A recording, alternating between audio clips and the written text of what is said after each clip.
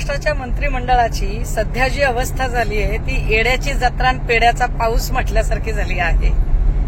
कधी एखादा सत्ताधाऱ्यांचा आमदार चड्डी बनियांवर खाली उतरतो, कॅन्टीन मधल्या कर्मचाऱ्यांना मारहाण करतो, कधी विधिमंडळाच्या प्रांगणातच अगदी गँगवॉर सारखी भांडणं लोकप्रतिनिधींकडून होतात, कधी एखादा मंत्री करोडो रुपये बॅगमधले मोजतानाचा व्हिडिओ पब्लिश होतो।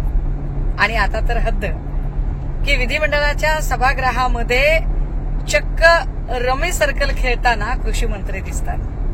मुळात सभागृहाचं अधिवेशनीय कामकाज चालण्यासाठी प्रति सेकंद 4700 रुपये एवढा खर्च येतो असे माध्यमांकडून कळते।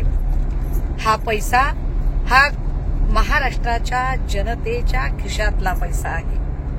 लोकांनी घरपट्टी, नळपट्टी, पाणीपट्टी वेगवेगळ्या प्रकारचे कर भरले, त्या कराचा पैसा आहे ज्या पैशातनं जनतेच्या प्रश्नांवर चर्चा होईल असे आम्हाला वाटते।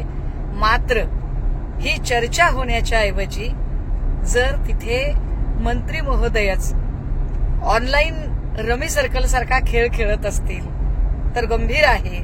अशी काय अपरिहार्यता असेल बरं अजितदादांची, शिंदेंची किंवा देवेंद्र फडणवीसांची की त्यांना अशा लोकांना उमेदवाऱ्या द्याव्या लागतात आणि निवडून आल्यावर अशा लोकांची मंत्रिपदावर वर्णी लावावी लागते।